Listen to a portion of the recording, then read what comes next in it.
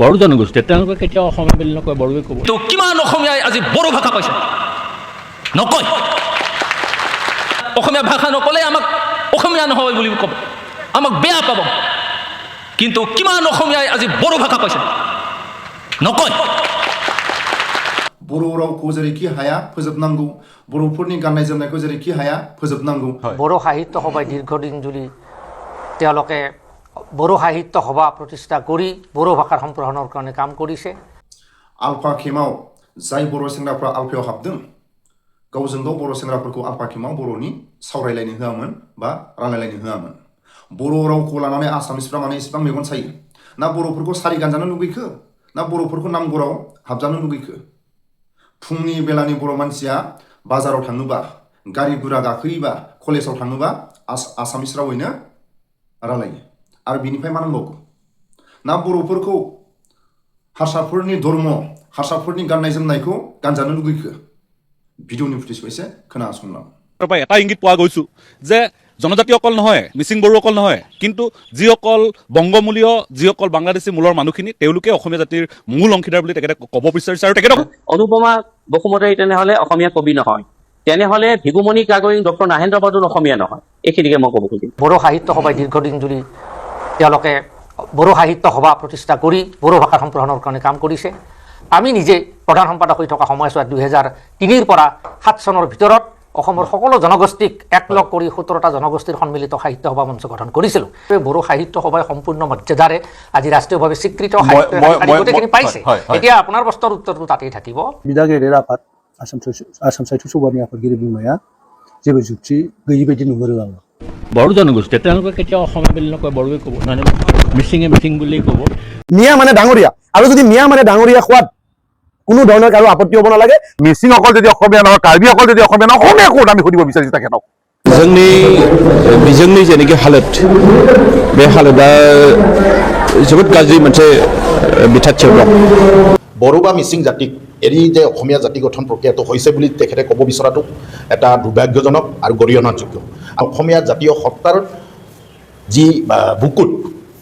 এটা ডাঙৰকৈ আঘাত আনিছে বুলি আমি ক'ব বিচাৰিম। আজি 800,000 বছৰীয়া 1,500 বছৰীয়া অস্তিত্বৰ এইসকল ভাই ভনী নথকাহেঁতেন আমাৰ অসমৰ অসমীয়া জাতীয় অস্তিত্ব বা পৰিচয় নাথাকিলেহেঁতেন। গতিকে এইসকল লোকে কাইলৈ কি ভাষা কৈছে, তেখেতলোকে নিজৰ বড়ো ভাষাই কৈছেনে, কাৰ্বি ভাষাই কৈছেনে, মিচিং ভাষাই কৈছে, এই কথাটোৰ ওপৰত প্ৰশ্ন আহিব নোৱাৰে। আৰু জাতীয় অস্তিত্ব তেখেতলোকৰ কাৰণে বিপদাপন্ন বুলি কোৱাটো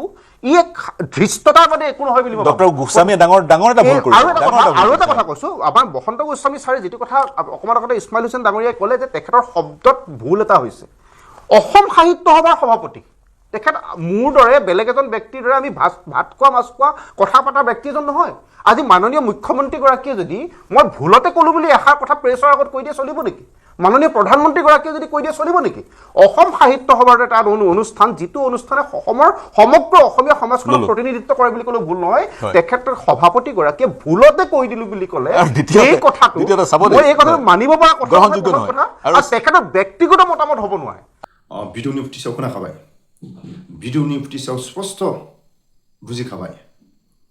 बर' रावखौ लानानै, मिसिं रावखौ लानानै, ट्राइबेल रावखौ लानानै माखासे आसामिस गेदेरमाफ्रा मेगन सायो। साहित्य सभानि सासे गेदेरमाया बर' आरो मिसिंनि सायाव गोख्रों फंनैसो राव फोरमायदों। फुंनि बेलानि ट्राइबेलफ्रा गावनि न'निफ्राय ओंखारनाय लोगो लोगो हाथाय बाजार, गारि गुरा गाखोनाय ट्राइबेल फरायसाफ्रा कलेजाव थाङोबा आसामिसैनो रायलायो। आरो बिनिफ्राय मा नांबावगौ? ना ट्राइबेल मानसिफोरखौ नामगराव हाबजानो लुगैखो, ना सारि गानजानो लुगैखो? बर'फोरखौथ' जोंनि मोनथिनो मोननायाव बर'फोरखौ जेरैखि हाया सारि गानहोनांगौ, बर'फोरखौ नामगराव हाबोनांगौ। जों जोनोमनि उनाव जों बेबायदि आबौ आबैमोननि दिननिफ्राय जों खोनानो मोन्दोंमोन। जेब्ला जों एनडिएफबि आफादाव हाबदों, हाबनायनि उनाव गुबुन गुबुन हादोराव आल्फानि केम्प, एनडिएफबिनि केम्प, गुबुन गुबुन संगठननि केम्पफ्राव आलासि जालायो, माखासे मेल मिटिं खुंलायो। बै समाव जों जेब्ला आल्फायाव हाबनाय बर' सेंग्राफोरखौ लोगो मोनो, बर' सेंग्राफ्रा खिथायो आल्फा केम्पआव जायफ्रा आल्फायाव हाबदों बर' सेंग्राफ्रा गावजों गाव आल्फा केम्पआव बर'नि रायलायनो मोना, सावरायलायनो मोना, बेबायदि जोंनो खिथायोमोन। बर'फोरखौ बा बर' रावखौ लानानै माने एसेबां आसामिसफ्रा मेगन सायो ना बर'फोरखौ सारि गानजानो लुगैखो ना बर'फोरखौ नामघराव हाबजानो लुगैखो जाय सासे गेदेरमाया साहित्य सभा होननाय लोगो लोगो साहित्य सभा मोनफ्रोमबो साहित्य सभानि गेदेरमा बा साहित्य सभाया संगठनफोरजों जगाजग थायो मोनफ्रोमबो राजनितिक हान्जाजों लोब्बा थायो दा जाय गेदेरमाया बर'नि बिर'धि मिसिंनि बिर'धि ट्राइबेलनि बिर'धि माखासे फंनैसो बाथ्रा बुंदों सोरबा राजनितिक गेदेरमानि माखासे बोलो मोननो हागौ सोरबा सासे सानै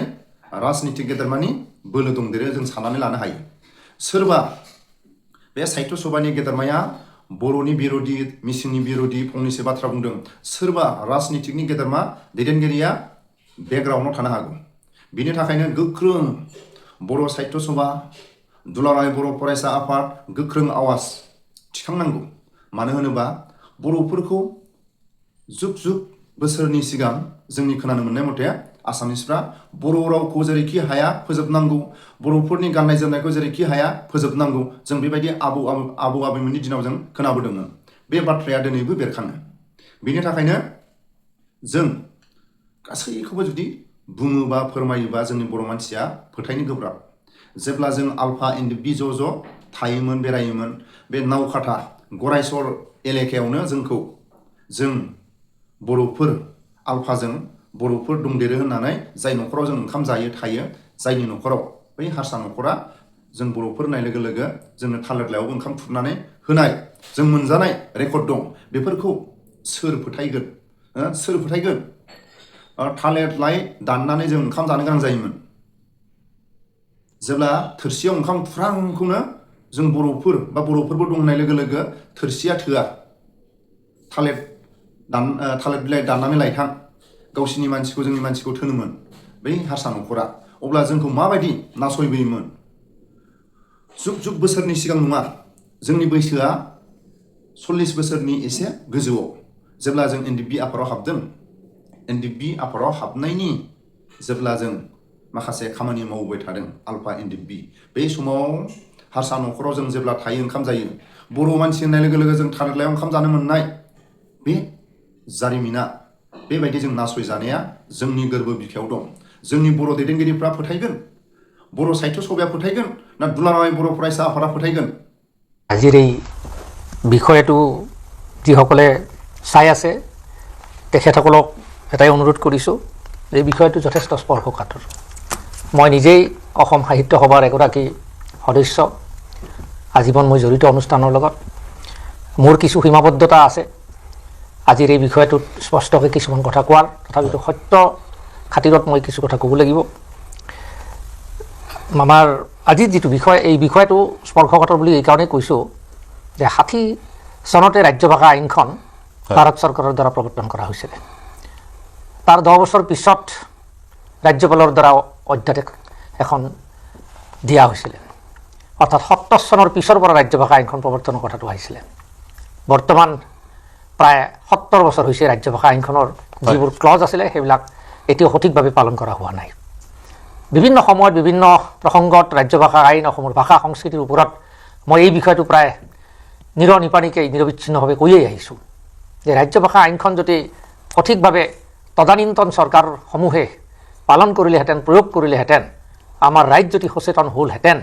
আমি অসমীয়া মানুহৰ যদি স্বাভিমান যথাৰ্থতে থাকিলেহেঁতেন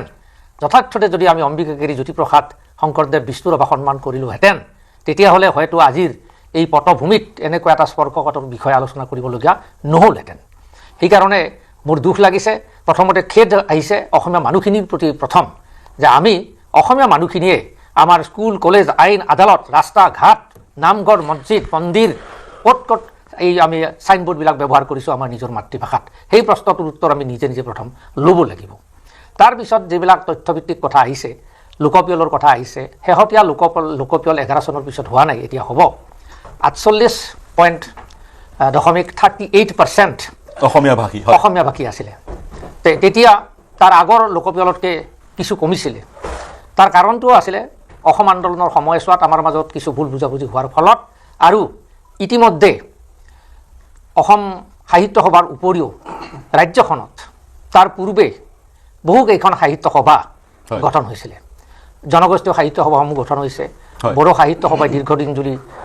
তেওঁলোকে বড়ো সাহিত্য সভা প্ৰতিষ্ঠা কৰি বড়ো ভাষাৰ সম্প্ৰসাৰণৰ কাৰণে কাম কৰিছে আমি নিজে প্ৰধান সম্পাদক হৈ থকা সময়ছোৱাত 2003 পৰা 7 চনৰ ভিতৰত অসমৰ সকলো জনগোষ্ঠীক একলগ কৰি 17টা জনগোষ্ঠীৰ সন্মিলিত সাহিত্য সভা মঞ্চ গঠন কৰিছিলোঁ নিজে মুখ্য সম্পাদকৰ দায়িত্ব লৈছিলোঁ মই এইখিনি কথা এইকাৰণে কৈছোঁ সেইকাৰণে কৈছে মোৰ মনত মই প্ৰশ্নটো আপোনাক সুধিয়ে লৈছোঁ জনগোষ্ঠীয় ভাষাৰ সাহিত্য সভাসমূহৰ আত্মপ্ৰকাশ ঘটিলে ঠিকেই আছে আত্মপ্ৰকাশ ঘটিবই লাগে কাৰণ যি ধৰণে অসমীয়া ভাষীসকলে অসমীয়া ভাষাৰ উত্তৰণ বিচাৰে বড়োসকলে বড়ো ভাষাৰ উত্তৰণ বিচাৰিব মিচিংসকলে মিচিং ভাষাৰ উত্তৰণ বিচাৰিব বা অসমীয়া ভাষীসকলেও বড়ো বা মিচিং ভাষাৰ উত্তৰণ আমি কাম্য আমি বিচৰাটো উচিত এতিয়া সেই জনগোষ্ঠীয় সাহিত্য সভাসমূহৰ আত্মপ্ৰকাশ ঘটাৰ কাৰণে সেইসকল লোকে লোকপিয়লৰ বিষয়াগৰাকীৰ সন্মুখত তেওঁলোকৰ মাতৃভাষা তেওঁলোকৰ জনগোষ্ঠীয় ভাষাটো বুলি ক'বলৈ আৰম্ভ কৰিলে বুলি আপুনি কৈছে নেকি মই কোৱা নাই মই এই কথাটোৱে ক'ব খুজিছোঁ এটা পৰিৱেশ নিৰ্মাণ হৈছে আমাৰ বিভিন্ন লোকপিয়লৰ এই কথাটো প্ৰতীয়মান হৈছে তথ্যসমূহ যদি আপুনি পৰিষ্কাৰ কৰি দিয়ে যদি মোক কৰিবলৈ দিলে ময়ো কৰি দিব পাৰিম আৰু আপুনি যদি দিয়ে দিব পাৰে আমাৰ লোকপিয়লত কেনেধৰণে অসমীয়া ভাষাৰ কোৱাৰ সংখ্যা পৰিসংখ্যাটো কেনেকৈ অলপ বঢ়াটো সময় হৈছে আৰু পিছত কমিছে সেই বিষয়ে যদি এটা সম্যক ধাৰণা দিয়া হয় মই দিম নেকি আপুনি যদি কয় মই দিম নহ'লে আপুনি দিয়াটো ভাল হ'ব নহয় মই দিব মই বিচাৰিছোঁ মই সুধিব বিচাৰিছোঁ কিয় আমি কিয় বিচাৰিছোঁ যে আমাৰ জনগোষ্ঠীয় ভাই ভনীসকলে নিজৰ মাতৃভাষাটো অসমীয়া বুলি কোৱাটো আমি কিয় বিচাৰিছোঁ সেই প্ৰশ্নটোৰ উত্তৰ লাগে মই সেই প্ৰশ্নটোৰ উত্তৰতে এই কাৰণেই ক'ব খুজিছোঁ যে অসমত অসমীয়া ভাষা প্ৰথম আমাৰ সংযোগী ভাষা আমাৰ সকলোৰে উমৈহতীয়া ভাষা এসময়ত আছিল এতিয়া হয়তো লাহে লাহে কমি আহিছে জনগোষ্ঠীয় লোকসকলক আমি অসম সাহিত্য সভাৰ জৰিয়তে আমি বিভিন্ন প্ৰকাৰে উৎসাহিত কৰিবলৈ চেষ্টা কৰিছিলোঁ তৎসত্ত্বেও সময়ৰ দাবীত জনগোষ্ঠীয় সাহিত্য সভাসমূহ গঠন হ'ল জনগোষ্ঠীয় সাহিত্য সভাসমূহ গঠন হোৱাৰ পিছত বিশেষভাৱে বড়ো সাহিত্য সভাই সম্পূৰ্ণ মৰ্যাদাৰে আজি ৰাষ্ট্ৰীয়ভাৱে স্বীকৃত গোটেইখিনি পাইছে এতিয়া আপোনাৰ প্ৰশ্নৰ উত্তৰটো তাতেই থাকিব যে আজি এতিয়া যদি আমাৰ লোকপিয়ল আৰম্ভ হ'ব লোকপিয়লৰ ভিতৰত জনগোষ্ঠীয় লোকসকলক আমি আশা কৰিম যে তেওঁলোকে অসমীয়াকেই মাতৃভাষা হিচাপে লোকপিয়লত ইনমেৰিটৰ আপুনি আশা কৰে বা সাহিত্য সভাৰ সৈতে দীৰ্ঘদিন আপুনি জড়িত হৈ আছিল আপুনি আশা কৰে আমাৰ জনগোষ্ঠীয় ভাই ভনীসকলে ইনুমাৰেটৰ গৰাকীৰ সন্মুখত নিজৰ মাতৃভাষা অসমীয়া বুলি ক'ব মই আপোনাক এৰিছোঁ ইছমাইল হুছেইন আমাৰ সৈতে সংযুক্ত হৈ আছে তেওঁ অনুৰোধ ৰক্ষা কৰি তেওঁক মাত্ৰ মই কেইটামান প্ৰশ্নৰ উত্তৰ তেওঁৰ পৰা বিচাৰিম তাৰপিছত তেওঁক মই বিদায় দিম তেওঁ ইছমাইল হুছেইন ডাঙৰীয়া স্বাগতম জনাইছোঁ প্ৰথমতে আপোনাক আপুনি চৰ-চাপৰি সাহিত্য সভাৰ অধিৱেশনখনত উপস্থিত আছিলে সেই অধিৱেশনখন কেনেদৰে পৰিচালিত হৈছিল সেই কথা আমাক জনাওক তাৰপিছত বসন্ত গোস্বামীৰ মন্তব্যৰ বিশ্লেষণ আপোনাৰ পৰা ল'ম হয় ধন্যবাদ জনাইছোঁ মোৰ জন্মস্থান কয়াকুছিত অসম সাহিত্য সভাৰ চৰ-চাপৰি উপসমিতিৰ বিদ্যায়তনিক আৰু সাংস্কৃতিক যি সমাৰোহ হৈছিলে তাত কেইটামান গুৰুত্বপূৰ্ণ কাৰ্যসূচী ৰূপায়ণ কৰা হৈছিলে বিভিন্ন ঠাইৰ পৰা অসমৰ বিভিন্ন ঠাইৰ পৰা যিসকল ব্যক্তি আহিছিলে তেওঁলোকে এটা মন্তব্য দিছিলে যে অসম সাহিত্য সভাৰ দীৰ্ঘদিনৰ কাৰ্যসূচীত এদিনীয়া এনেকুৱা অনুষ্ঠান ইমান গভীৰ অনুষ্ঠান আমি ক'তো দেখা নাই কিন্তু দুৰ্ভাগ্যজনক কথা সেই সমাৰোহৰ আলোচনা চক্ৰৰ সাংস্কৃতিক শোভাযাত্ৰাৰ বিভিন্ন ধৰণৰ প্ৰদৰ্শনীৰ কোনো বাতৰি প্ৰকাশ নহ'ল কেৱল সভাপতি মহোদয়ৰ দুটামান বাক্যক কেন্দ্ৰ কৰি নেতিবাচক আলোচনা চলিল মই একেবাৰে বাস্তৱ চিত্ৰ আপোনালোকক দাঙি ধৰিছোঁ যিসকল আলোচনাত বহিছে তেওঁলোকক ধন্যবাদ জনাইছোঁ তেওঁলোকে যাতে ইতিবাচক দিশত কথাবোৰ লৈ যায় প্ৰথম কথা যে 9 বজাত পতাকা উত্তোলন হ'ব লাগে এখন পতাকা উত্তোলন হৈছে আমাৰ চৰ-চাপৰিৰ প্ৰায় 4-5খন গাভৰুৱে তাত মেখেলা চাদৰ পিন্ধি তাত গোটেই অনুষ্ঠান পৰিচালনা কৰিছে তাৰ পিছতে স্মৃতি তৰ্পণ হৈছে ভূপেন হাজৰিকা আৰু জুবিন গাৰ্গৰ নামত আৰু অন্যান্য সাহিত্যিকসকলৰ নামত স্মৃতি তৰ্পণ হৈছে স্মৃতি তৰ্পণৰ পিছত সমগ্ৰ চৰ-চাপৰি যিমান লেখক সাহিত্যিক আছে তেওঁলোকে লিখা গ্ৰন্থ সম্পাদনা কৰা স্মৃতি গ্ৰন্থ আলোচনী তাৰ এক প্ৰদৰ্শনী পতা হৈছে তাৰ পিছত আছে অসমৰ প্ৰায় 40টা জনগোষ্ঠীৰ লোকবস্ত্ৰৰ প্ৰদৰ্শনী আৰু সেই প্ৰদৰ্শনী ইমান আকৰ্ষণীয় য'ত কোনো টিভি চেনেলে দেখুওৱা নাই ইমানে আকৰ্ষণীয় মানুহ অভিভূত হৈ গৈছে আজি আদিত্য গোস্বামী ডাঙৰীয়া দুলীয়াজানৰ পৰা আহিছে যে দুলীয়াজান অধিৱেশনত তেনেকুৱা প্ৰদৰ্শনী পাতিব লাগে যে 40টা জনগোষ্ঠীৰ লোকবস্ত্ৰ সেইবোৰ মোৰ সংগ্ৰহৰ আছিলে মই গুৱাহাটীৰ পৰা নিছোঁ তাত নাম লিখি গোটেই দেখুওৱা হৈছে যে জাতি গঠনৰ ক্ষেত্ৰত আমাৰ লোকবস্ত্ৰ আমাৰ ভাষা আমাৰ সংস্কৃতি কিমান প্ৰয়োজনীয় সেইখিনি তাত দাঙি ধৰা হৈছে আৰু আটাইতকৈ গুৰুত্বপূৰ্ণ কথা যিখন আলোচনা চক্ৰ হৈছে অসমীয়া জাতিৰ আত্মপৰিচয় আৰু চৰ্চাপৰি অসমীয়া তেনেকুৱা আলোচনা চক্ৰ খুব কমেই হৈছে বুলি বহুতে মন্তব্য কৰিছে সভাপতিও কৰিছে আৰু সভাপতি ডাঙৰীয়াই সেই আলোচনাত উপস্থিত আছিলে কিন্তু অলপ সময়ৰ কাৰণে তেখেতক সাংবাদিকসকলে মাতি লৈ গ'ল সাক্ষাৎকাৰ ল'বলৈ সেই সময়ত আমি আলোচনা চক্ৰত ব্যস্ত হয় হুছেইন ডাঙৰীয়া আপুনি অধিৱেশনখনৰ বৰ্ণনা আগবঢ়ালে অধিৱেশনখনৰ কিছু কথা বাতৰি কাকতত প্ৰকাশ পাইছে আমি পঢ়িবলৈ পাইছোঁ সুন্দৰ অধিৱেশন হৈছে চৰ্চাপুৰীৰ ৰাইজৰ মাজত তেনেধৰণৰ অধিৱেশন হৈছে লেখত ল'বলগীয়া এতিয়া অসম সাহিত্য সভাৰ সভাপতিগৰাকীয়ে সাংবাদিকে প্ৰশ্ন সুধিছিলে প্ৰশ্নৰ উত্তৰ তেওঁ যি ধৰণে দিলে মই তেওঁৰ মন্তব্যটো শুনিছিলোঁ তেওঁ কৈছে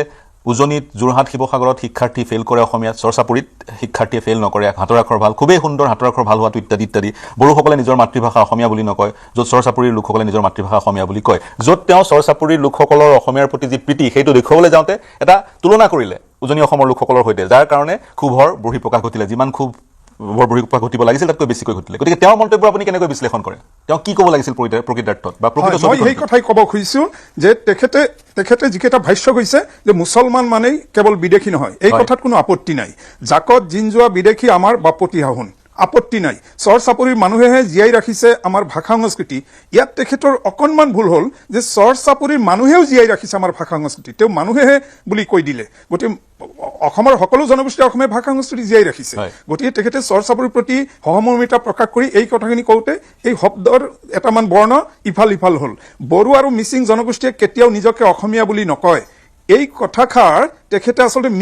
মিচিঙে মিচিং বুলি কয় আৰু বড়োৱে বড়ো বুলি কয় এইটো লোকপিয়ল শব্দটো তেখেতে যদি ব্যৱহাৰ কৰিলে ভাল আছিলে কিন্তু তেখেতে বড়ো আৰু মিচিংসকল অসমীয়া নহয় বুলি কতো কোৱা নাই সংবাদ মাধ্যমতো আমি শুনা নাই আৰু তাতো যিখিনি কথা কৈছে তেখেতে মুকলি সভাত বা সাংস্কৃতিক শোভাযাত্ৰাত আৰু সময়ত বা পতাকা উত্তোলনৰ সময়ত যিখিনি কথা কৈছে তাত কেতিয়াও কোৱা নাই বড়ো আৰু মিচিং জনগোষ্ঠী অসমীয়া নহয় বুলি তেখেত কেৱল ক'ব লাগিছিলে যে লোকপিয়লত তেওঁলোকে নিজৰ মাতৃভাষাটো অসমীয়া বুলি নকয় মই শেষৰটো প্ৰশ্ন হয় শেষৰটো প্ৰশ্ন বুলি মাতৃভাষা মই শেষৰটো প্ৰশ্ন আপোনাক কৰিম তাৰপিছত মই আকৌ আলোচনাৰ মাজলৈ যাব লাগিব মই আপোনাক সুধিব বিচাৰিছোঁ সমাগত লোকপিয়লত চৰচাপুৰীবাসীয়ে বা পমুৱা মুছলমানসকলে বা বংগমূলীয় মুছলমানসকলে যাক সততে মিয়া বুলি কোৱা হয় তেওঁলোকে নিজৰ মাতৃভাষাটো কি বুলি কোৱা উচিত বা কি বুলি ক'ব শেষৰটো প্ৰশ্ন মই এৰিম আপোনাক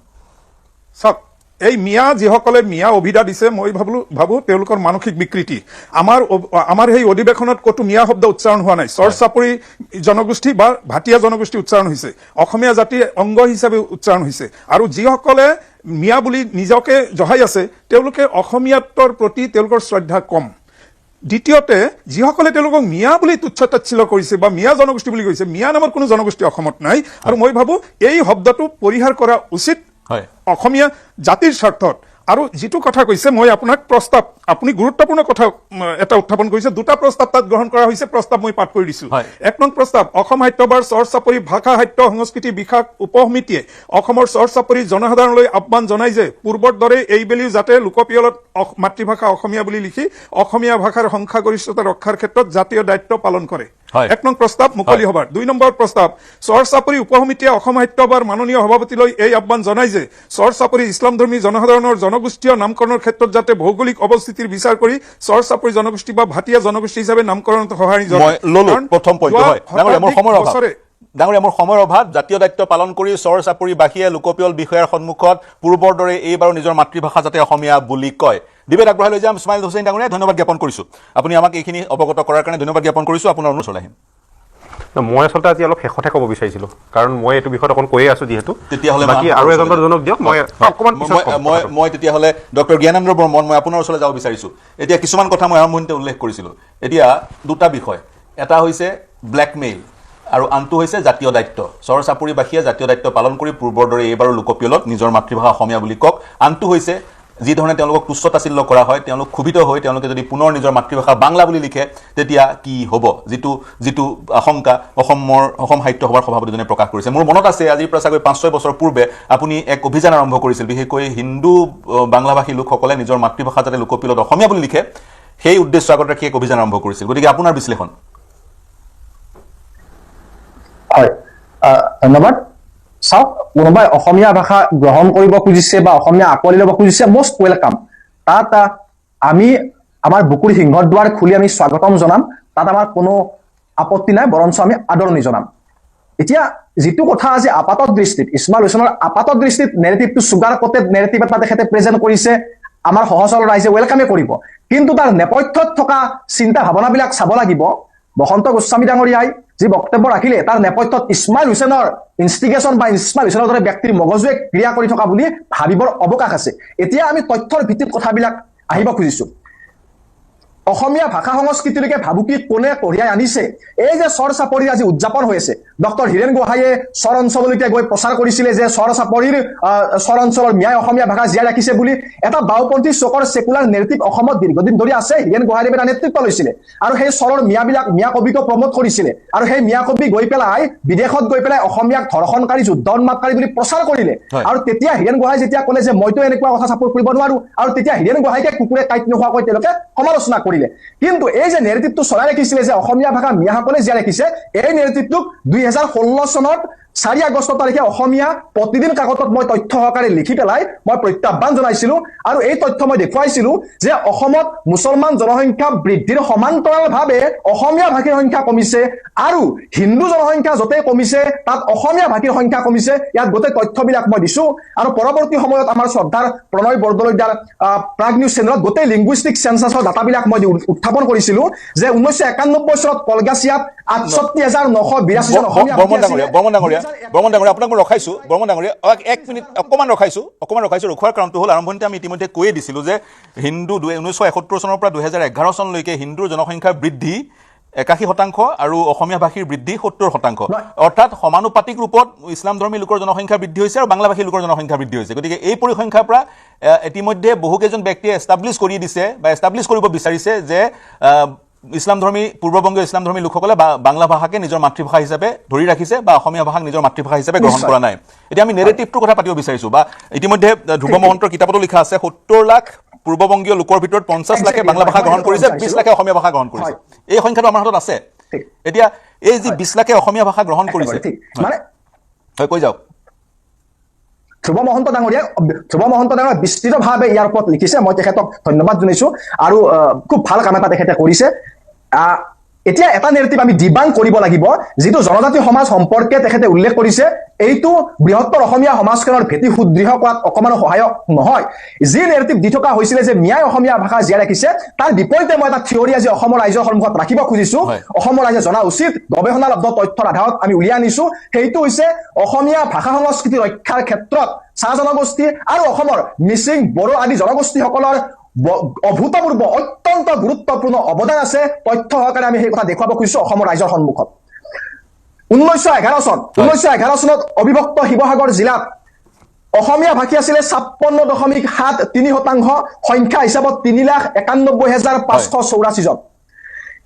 সেই সংখ্যা 1971 চনত সেই সংখ্যা হলগৈ 85.77%। মই শিৱসাগৰ জিলা এইকাৰণে উল্লেখ কৰিছো আপোনাৰ সন্মুখত, শিৱসাগৰ জিলাতো মিয়া নাই। তেতিয়াহ'লে এই 56%ৰ পৰা 85% কেনেকৈ অসমীয়া ভাষী কেনেকৈ হ'ল? তাত থকা আমাৰ জনজাতি ভাতৃসকল, মিচিং ভাতৃসকল, আমাৰ চাহ জনজাতি ভাতৃসকলক তেখেতসকলে অসমীয়া ভাষা মনে প্ৰাণে আঁকোৱালি লৈ তেখেতসকলে অসমীয়া বুলি গৌৰৱেৰে পৰিচয় দিছে, যাৰ ফলত অসমীয়া ভাষীৰ সংখ্যা 56%ৰ পৰা 85% হ'লগৈ। ঠিক তেনেদৰে লখিমপুৰ জিলাতো একে কথা। লখিমপুৰ জিলাত অসমীয়া ভাষী মাত্ৰ 33% আছিল। এইটো অবিভক্ত লখিমপুৰ জিলা 33% আছিলে। এই তথ্যবিলাক ৰিচাৰ্জ কৰিলে পাব, মই ৰিচাৰ্জ কৰা তথ্য উলিয়াই আনিছো।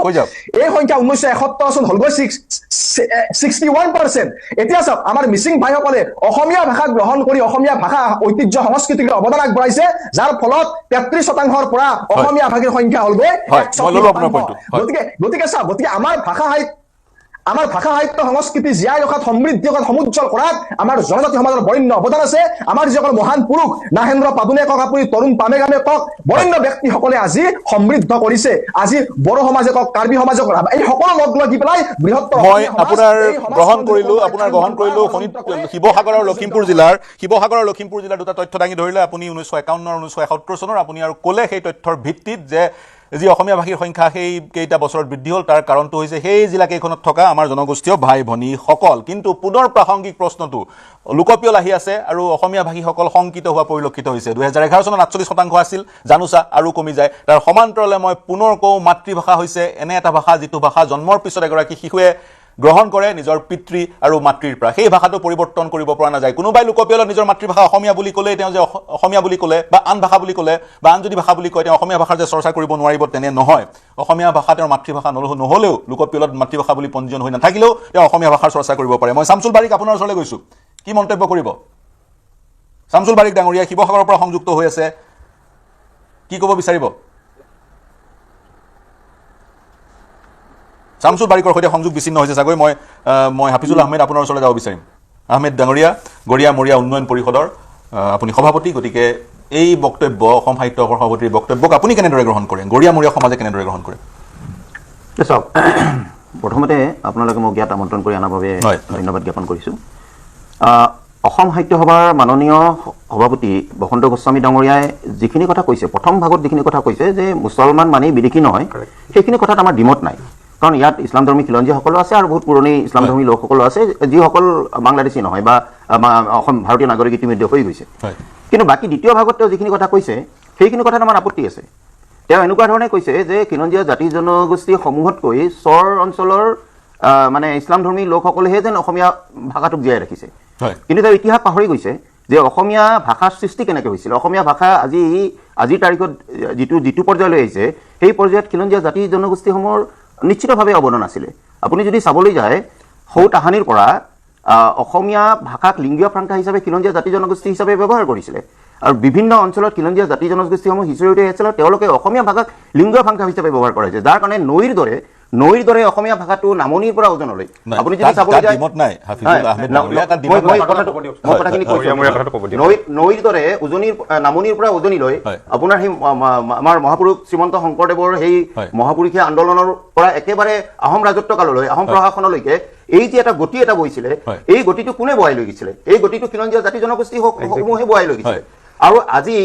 সেই জাতি জনগোষ্ঠীসমূহে বহাই লৈ যোৱা এটা নিৰ্দিষ্ট অঞ্চলৰ ভাষাটো যেতিয়া স্বীকৃত হ'ল, সেইটো লিখিত অসমীয়া ভাষা হিচাপে স্বীকৃত হ'ল। আজি শিৱসাগৰীয়া ভাষাটোক আজি তাত অভিনন্দ স্থান পালে, গতিকে সেইটো এটা লিখিত ভাষা হিচাপে হ'ল। কিন্তু আদাৰৱাইজ নামনি অসমৰ পৰা উজনিলৈ ভাষাৰ যিটো সোঁত, এই সোঁতটো কোনে বহাই লৈ গৈছিলে? ইয়াৰ খিলঞ্জীয়া জাতি জনগোষ্ঠীসমূহে বহাই লৈ গৈছিলে। আৰু এই খিলঞ্জীয়া জাতি জনগোষ্ঠীসমূহে এই যি সোঁত বহাই লৈ গৈছিলে, এই কথাটোক তেওঁ আওকাণ কৰাটো উচিত নাছিলে। কাৰণ 1960ৰ আগত যি নব্য অসমীয়াবাদৰ যি সৃষ্টি হৈছিলে, এই নব্য অসমীয়াবাদত মই ভাবোঁ যে অসমৰ যিসকল সেই সময়ৰ বুদ্ধিজীৱী আছিলে তেওঁলোকে অলপ ভুল কৰিছিলে। কাৰণ তেওঁলোকৰ এই নব্য অসমীয়াবাদক ভুলকৈ প্ৰচাৰ কৰাৰ কাৰণে খিলঞ্জীয়া জাতি জনগোষ্ঠীসমূহে তেওঁলোকে ইয়াক মানে কি বুলি কয় আপোনাৰ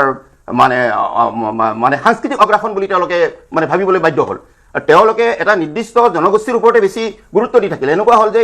মানে কি বুলি কয় বংগীয় মূলৰ মুছলমানসকলেহে অসমীয়া বুলি ক'লে অসমীয়া ভাষাটো জীয়াই থাকিব। কিন্তু খিলঞ্জীয়া জাতি জনগোষ্ঠীসমূহৰ মাজত যেনেকুৱা ধৰণে প্ৰচাৰ হ'ব লাগিছিলে, যেনেকুৱা ধৰণে তেওঁলোকৰ ভাষা সংস্কৃতিক সন্মান জনাই পেলাই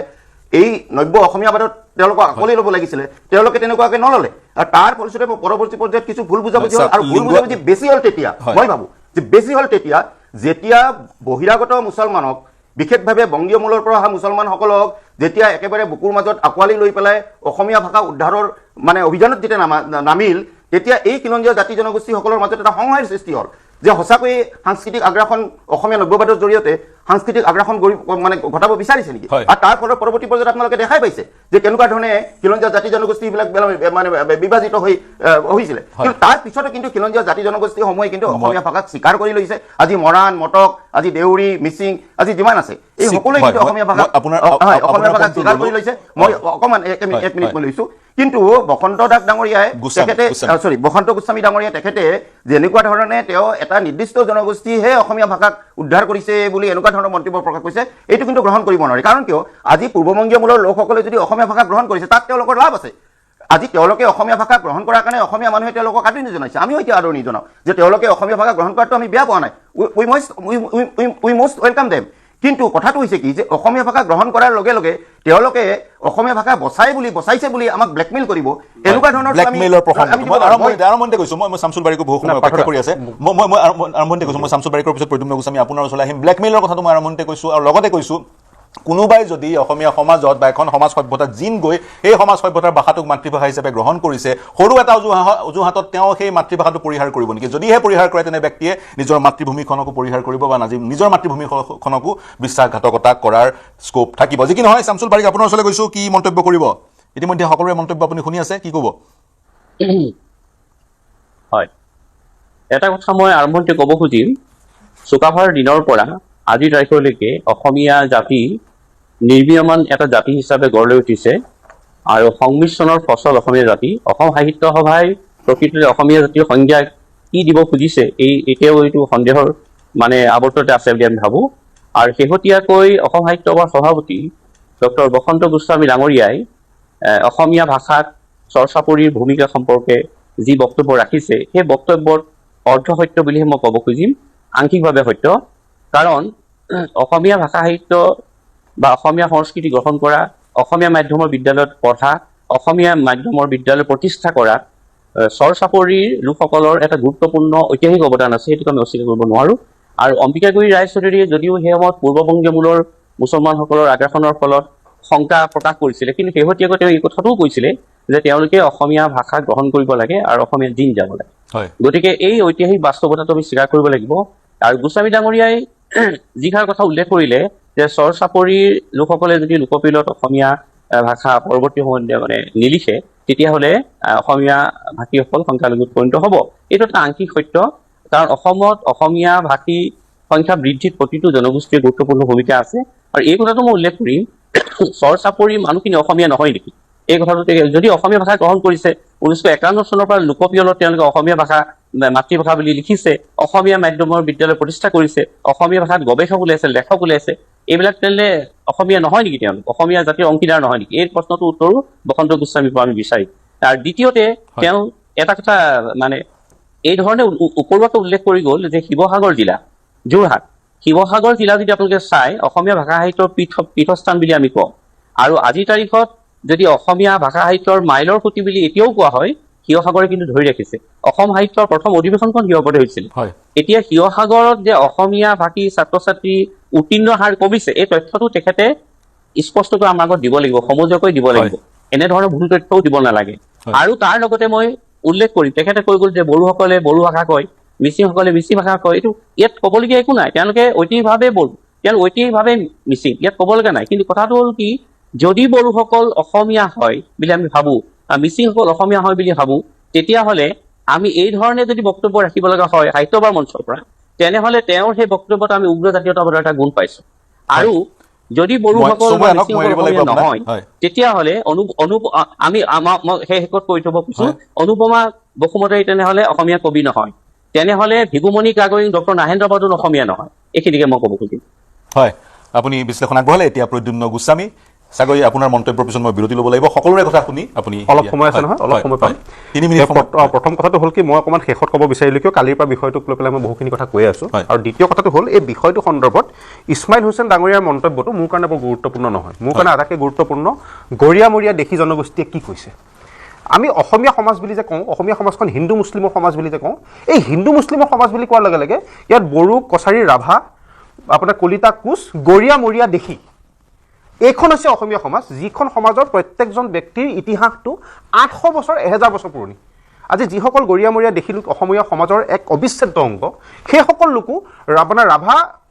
তিৱা, মিচিঙৰ দৰে তেওঁলোকৰ DNA আজি 800-1000 বছৰ পুৰণি অসমীয়া। গতিকে এই অসমীয়া যিটো জাতীয় অস্তিত্ব বুলি কওঁ, এই জাতীয় অস্তিত্বটোত মোক 100-150 বছৰীয়া অভিবাসী মুছলমান বা আজি কেইদিনমানৰ পৰা আগতে অহা যি পূৰ্ববংগীয় মূলৰ মুছলমানসকলে প্ৰতিনিধিত্ব নকৰে বুলি মই ভাবোঁ। আৰু সেইকাৰণে মই ক'লোঁ যে মোক গৰিয়ামৰীয়া লোকসকলৰ মন্তব্যটো শুনি লৈ পেলাই মই মোৰ মন্তব্যটো দিব বিচাৰিলোঁ, প্ৰথম কথা। দ্বিতীয় কথাটো হ'ল এই বিষয়টোৰ ওপৰত মই কালিও কৈছোঁ যে এই বিষয়টোৰ ওপৰত এটা নেৰেটিভ যুগ যুগান্তৰ ধৰি অসমত চলি আছে। আৰু অসমীয়াক প্ৰকাৰন্তে এক ভয় ভাবুকি খুৱাই থাকিব বিচৰা হয় যে চৰ চাপৰিৰ মুছলমানসকলেহে অসমীয়া ভাষাটো ৰক্ষা কৰি আছে। কালিলৈ যদি তেওঁলোকে অসমীয়াক মাতৃভাষা হিচাপে লিখিবলৈ বন্ধ কৰি দিয়ে, অসমীয়া সংখ্যালঘু জাতিত পৰিণত হ'ব। যিটো কথা তথ্যগতভাৱে, বিজ্ঞানসন্মতভাৱে, যুক্তিনিষ্ঠভাৱে সম্পূৰ্ণ ভুল। আমি এটা কথা মুখৰ ওপৰত ভিত্তি কৰি ক'লেই নহ'ব, আমি এটা কথা সদায় লোকপিয়লৰ তথ্যৰ ওপৰত ভিত্তি কৰি ক'ব লাগিব। মই আপোনাক কালিও কৈছোঁ, আগতেও কৈছোঁ যে আমি যিকেইখন অসমৰ মুছলমান অধ্যুষিত 7-8খন জিলাৰ যদি আপুনি লোকপিয়লৰ তথ্য চায়, বিশেষকৈ 7খন জিলা বৰপেটা, দৰং, মৰিগাঁও, নগাঁও, বঙাইগাঁও, ধুবুৰী, এনেকৈ 7খন জিলাৰ মই যিটো আপোনাৰ ষ্টাডি কৰিছিলোঁ, 1991 চন, 2001 চন, 2011 চনৰ যদি আপুনি লোকপিয়ল চায়, এইকেইখন জিলাত আপুনি দেখিব হিন্দুৰ জনসংখ্যা 6% কমিছে, মুছলমানৰ জনসংখ্যা 62% বাঢ়িছে। এই মুছলমানৰ জনসংখ্যা যে 62% বাঢ়িছে, আমাৰ যিটো নেৰেটিভ চলাই থকা হয়, সেই হিচাপত কি হ'ব লাগিছিল যে মুছলমান জনসংখ্যা বৃদ্ধি হোৱাৰ লগে লগে অসমীয়া ভাষীৰ সংখ্যাটো বৃদ্ধি পাব লাগিছিল। আচৰিত হ'ব, এই 7খন জিলাত অসমীয়া ভাষীৰ সংখ্যা 7% সামান্য বৃদ্ধি পাইছে, বঙালী ভাষীৰ সংখ্যা প্ৰায় 116% বৃদ্ধি পাইছে। তাৰমানে মুছলমান জনসংখ্যা বৃদ্ধিৰ লগে লগে বঙালী ভাষীৰ সংখ্যা বৃদ্ধি পাইছে, নাম্বাৰ 1। নাম্বাৰ 2, এই অনিয়ন্ত্ৰিত পৰিয়াল পৰিকল্পনাটো যে মুছলমানৰ জনসংখ্যা যে সাংঘাতিকভাৱে বৃদ্ধি পাইছে, এয়া গৰিয়ামৰীয়া দেখি নহয়। আমাৰ অসমীয়া সমাজখনৰ চৰিত্ৰগত বৈশিষ্ট্য সকলো অসমীয়াৰ একেই। বড়ো, ৰাভা, মিচিং, গাৰো, কলিতা, বামুণ, কোচ, কলিতা, গৰিয়ামৰীয়া দেখি আমি সকলোখিনি মানুহ ধৰ্মগতভাৱে বেলেগ হ'ব পাৰোঁ, কিন্তু সামাজিক জাতিগত পৰিচয় চৰিত্ৰগতভাৱে আমি গোটেই মানুহখিনি একেই আজি কলিতা এজনৰ যিটো আপোনাৰ সামাজিক পৰিচয় তেওঁলোকৰ যি মানে জাতীয় অস্তিত্ব বা জাতীয় পৰিচয় গৰিয়া এজনৰো একেই কিন্তু কথাটো হৈছে গতিকে এই জনসংখ্যা বৃদ্ধিৰ প্ৰতি উদাসীনতাটো একমাত্ৰ সেই অভিবাসী মুছলমানখিনি বা পূৰ্ববংগীয় অভিবাসী মানে কি অভিবাসী মানে হৈছে আপুনি প্ৰথম কথা আপুনি এষ্টাব্লিছ কৰি দিছে সেন্সাছৰ ডেটাৰ যোগেদি যে ইছলাম ধৰ্মী লোকসকলে অসমীয়া ভাষাক নিজৰ মাতৃভাষা হিচাপে বুজন সংখ্যকে নকয় এটা ফিগাৰো ধ্ৰুৱ মহন্তৰ গ্ৰন্থৰ পৰা এটা ফিগাৰো আমাৰ হাতত আছে যি কি নহওক হাফিজুল আহমেদ আৰু জ্ঞানেন্দ্ৰ বৰ্মনে এটা বিষয় উত্থাপন কৰিছে সেইটো বিষয়ৰ সন্দৰ্ভত আপোনাক এটা প্ৰশ্ন কৰিব বিচাৰিম জ্ঞানেন্দ্ৰ বৰ্মনে দুখন জিলাৰ কথা ক'লে উজনি য'ত অসমীয়া ভাষীৰ সংখ্যা বাঢ়িছে বঢ়াৰ কাৰণটো হৈছে আমাৰ জনগোষ্ঠীয় ভাই ভনীসকল তাৰ সমান্তৰালে হাফিজুল আহমেদে ক'লে আমাৰ যি প্ৰগ্ৰেছিভ চিন্তাধাৰা চৌকল প্ৰগ্ৰেছিভ চিন্তাধাৰা আছিল 60 চনৰ আমি ঘনিষ্ঠ হৈ পৰিছিলোঁ পূৰ্ববংগীয় ইছলাম ধৰ্মী লোকসকলৰ যাৰ পৰিপ্ৰেক্ষিতত জনগোষ্ঠীয় আমাৰ ভাই ভনীসকল বড়ো মিচিংসকল আমাৰ পৰা আঁতৰি গ'ল 71 চনলৈকে চাগৈ তেওঁলোকে নিজৰ ভাষা অসমীয়া বুলি ক'লে তাৰ পিছত চাগৈ তেওঁলোকৰ মাজত জনজাগৰণ আৰম্ভ হ'ল তেওঁলোকে নিজৰ যিটো ভাষা নিজৰ জনগোষ্ঠীয় ভাষাটো সেই ভাষাটোক তেওঁলোকে মাতৃভাষা হিচাপে ক'বলৈ আৰম্ভ কৰিলে বড়ো ভাষাই কালক্ৰমত মডাৰ্ণ ইণ্ডিয়ান লেংগুৱেজৰ স্বীকৃতি পালে এইটোক আপুনি কেনেদৰে চাই সেই সকলোকে এইবাৰ লোকপ্ৰিয় অসমীয়া বুলি কোৱাটো আপুনি বিচাৰে আমাৰ জনগোষ্ঠীয় ভাই ভনী নিশ্চিতভাৱে আমাৰ জনগোষ্ঠীয় ভাই ভনীসকল অসমীয়া জাতিৰ এটা অবিচ্ছেদ্য অংগ এই জনগোষ্ঠীয় ভাই ভনীসকলক আপুনি 100 বছৰ আগতে অহা 150 বছৰ আগতে অহা অভিবাসী মানুহখিনিৰ লগত তুলনা কৰিব নোৱাৰে অসমীয়া বুলি যদি কওঁ চাউলুং চুকাফাই গঢ় দিয়া অসমখনৰ কথা যদি আমি কওঁ আজি 800,000 বছৰীয়া 1,500 বছৰীয়া অস্তিত্বৰ এইসকল ভাই ভনী নথকাহেঁতেন আমাৰ অসমৰ অসমীয়া জাতীয় অস্তিত্ব বা পৰিচয় নাথাকিলেহেঁতেন গতিকে এইসকল লোকে কাইলৈ কি ভাষা কৈছে তেখেতলোকে নিজৰ বড়ো ভাষাই কৈছেনে কাৰ্বি ভাষাই কৈছেনে মিচিং ভাষাই কৈছে এই কথাটোৰ ওপৰত প্ৰশ্ন আহিব নোৱাৰে আৰু জাতীয় অস্তিত্ব তেখেতলোকৰ কাৰণে বিপদাপন্ন বুলি কোৱাটো ই এক ধৃষ্টতাৰ মানে একো নহয় বুলি ডক্টৰ গোস্বামীয়ে ডাঙৰ এটা ভুল কৰিছে আৰু এটা কথা কৈছো আমাৰ বসন্ত গোস্বামী ছাৰে যিটো কথা অকণমান আগতে ইছমাইল হুছেইন ডাঙৰীয়াই ক'লে যে তেখেতৰ শব্দত ভুল এটা হৈছে অসম সাহিত্য সভাৰ সভাপতি তেখেত মোৰ দৰে বেলেগ এজন ব্যক্তিৰ দৰে আমি ভাত খোৱা মাছ খোৱা কথা পতাৰ ব্যক্তি এজন নহয় আজি মাননীয় মুখ্যমন্ত্ৰীগৰাকীয়ে যদি মই ভুলতে ক'লো বুলি এষাৰ কথা প্ৰেছৰ আগত কৈ দিয়ে চলিব নেকি মাননীয় প্ৰধানমন্ত্ৰীগৰাকীয়ে যদি কৈ দিয়ে চলিব নেকি অসম সাহিত্য সভাৰ এটা অনুষ্ঠান যিটো অনুষ্ঠানে অসমৰ সমগ্ৰ অসমীয়া সমাজখনক প্ৰতিনিধিত্ব কৰে বুলি ক'লেও ভুল নহয় তেখেতৰ সভাপতিগৰাকীয়ে ভুলতে কৈ দিলো বুলি ক'লে এই কথাটো মই এই কথাটো মানিব পৰা কথা আৰু তেখেতৰ ব্যক্তিগত মতামত হ'ব নোৱাৰে আৰু শামছুল বাৰিক ডাঙৰীয়া যি ধৰণে কৈছে শিৱসাগৰ জিলাত অসমীয়া শিক্ষাৰ্থী অনুতীৰ্ণ হয় বা উত্তীৰ্ণ নহয় বুলি কেনেকৈ ক'লে তেখেতে কিহৰ ওপৰত আখৰ ভাল চৰচাপুৰীৰ শিক্ষাৰ্থীৰ আখৰ ভাল শিৱসাগৰ আখৰ বেয়া আপোনাৰ মঞ্চত কালিও মই কৈছো যে আমাৰ ল'ৰা-ছোৱালী আপোনাৰ ল'ৰা-ছোৱালী মোৰ ল'ৰা-ছোৱালীয়ে ইংৰাজী 100ৰ ভিতৰত 100 পায় ইংৰাজী মাধ্যমৰ বিদ্যালয়ত পঢ়িছে কাইলৈ মাতৃভাষা ইংৰাজী লিখিব নেকি নম্বৰ বেছি পোৱাটোৱে এটা সাবজেক্টত এজন ব্যক্তিৰ মাতৃভাষাৰ পৰিচয় বুজায় নেকি গতিকে এইখিনি সামান্য সাধাৰণ কথা আৰু এই অসমীয়া ৰাইজে এটা কথাৰ ওপৰত খুব বেছি গুৰুত্ব প্ৰদান কৰিব লাগে যে আমি অভিবাসী মুছলমানসকলৰ অসমৰ সমাজ জীৱনত তেখেতলোকৰ অনবদ্য অৱদান আছে ভাষা সংস্কৃতিতো তেখেতলোকৰ অৱদান আছে কিন্তু এনেকুৱা ইছ্যুবিলাকত অসমীয়া সমাজখনত আমি হিন্দু মুছলিমৰ যি অসমীয়া সমাজ বুলি কওঁ তেতিয়া যদি আমাৰ মুছলমানৰ এটা ষ্টেটমেণ্ট লগা হয় অসমীয়া সমাজখনত ইয়াত কিন্তু গৰিয়া মৰিয়া দেখি লোকসকলৰ ষ্টেটমেণ্টটো মোৰ কাৰণে বেছি আপুনি অগ্ৰাধিকাৰ দিব গতিকে ইয়াত মই দুটা কথা ক'ব বিচাৰিম চাওক দুটা কথা সকলোৰে কাৰণে মই দুটা কথা ক'ব বিচাৰিম 2011 চনত যি আমাৰ অসমীয়া ভাষীৰ সংখ্যা 48% ওলাল যাৰ পৰিপ্ৰেক্ষিতত অসমীয়া ভাষীসকল পদে পদে শংকিত হয় এই 48% যদি এবাৰ হ্ৰাস পায় তেতিয়া আমি অসমীয়া ভাষী 48%ৰ সৈতে মিচিং ভাই ভনীসকলক যোগ কৰিব পাৰোঁ বড়ো ভাই ভনীসকলক যোগ কৰিব পাৰোঁ কাৰ্বি ভাই ভনীসকলক যোগ কৰি আমি এটা কমিউনিটি ফিগাৰ পাম যিটোৱে আমাক সাহস দিব যিটোৱে আমাক শক্তি দিব প্ৰথম কথা আৰু দ্বিতীয় কথা চৰচাপুৰী সাহিত্য সভাৰ যি প্ৰস্তাৱ যে লোকপিয়লৰ বিষয়াগৰাকীৰ সন্মুখত চৰচাপুৰীবাসীয়ে নিজৰ ভাষা অসমীয়া বুলি কৈ জাতীয় দায়িত্ব পালন কৰি অসমীয়া ভাষা ৰক্ষা কৰক সেই প্ৰস্তাৱটো কিভাৱে লয় এই কথাটো খুব গুৰুত্বপূৰ্ণ কথা যে এই নেৰেটিভটো চলোৱা বন্ধ কৰক অসমৰ বৌদ্ধিক সমাজে বা আজিৰ তাৰিখতো ইমান বেছি অকাই পকাই কৈ থাকিব বিচাৰে নহয় এই নেৰেটিভটোৱে আপুনি জাতীয় দায়িত্ব যুগান্তৰ পৰা চলাই থকাটো এই নেৰেটিভটো কিন্তু অসমীয়া সমাজখনক বিপথে পৰিচালিত কৰিছে আপুনি জাতীয় দায়িত্বটোক ব্লেকমেইল বুলি কৈছে নেকি জাতীয় দায়িত্ব শব্দটো ব্যৱহাৰ কৰা হৈছে ব্লেকমেইলে কৰিব বিচাৰিছে নেকি ইনডাইৰেক্টলি ব্লেকমেইল এই ব্লেকমেইলটো আমাক আগৰ পৰা কৰি থকা হয় যে তেখেতলোকে যদি অসমীয়া নিলিখে অসমীয়া সংখ্যা লঘু হ'ব কিন্তু বাস্তৱিকতে তেখেতলোকে 1991 তো অসমীয়া লিখা নাই 2001 তো অসমীয়া লিখা নাই 2011 তো অসমীয়া লিখা নাই লোকপিয়লৰ তথ্য এই কথা প্ৰমাণ কিন্তু এটা কথা লোকপিয়লৰ তথ্য এই কথা প্ৰমাণ কৰি দিছে কিন্তু 70 লাখ যিসকলক আমি সততে মিয়া বুলি কওঁ 70 লাখ মিয়া 2011 চনৰ সেন্সাস অনুসৰি 50 লাখ বাংলাভাষী 20 লাখ অসমীয়া ভাষী সেন্সাস অনুসৰি 20 লাখ অসমীয়া ভাষী কিন্তু আছে মই জগদীশ পাটগিৰি সেই চৰচাপুৰী সাহিত্য সভাৰ সেই প্ৰস্তাৱ অসম সাহিত্য সভাৰ সভাপতিৰ সন্মুখত গ্ৰহণ কৰা হৈছিল জাতীয় দায়িত্ব লোকপিয়লৰ বিষয়াগৰাকীৰ সন্মুখত অসমীয়া বুলি নিজৰ মাতৃভাষাটো পৰিচয় দিয়াটো কি বুলি কয় আপুনি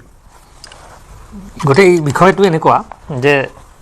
চৰ চাপৰিৰ সংক্ৰান্তত যিবোৰ কথা আমাৰ প্ৰক্ষেপ কৰা হৈছে আলোচনা কৰা হৈছে সেই কথাখিনিত মই দুটামান কথা কৈ ল'ব লাগিব আপোনাৰ কথাৰ উত্তৰ দিয়াৰ আগতেই যে 60 চনৰ পিছৰ অৰ্থাৎ 65 চনৰ পৰা 1965 চনৰ পৰা ইলিমুদ্দিন দেৱানে এখন আলোচনী উলিয়াইছিলে আজান নাম দি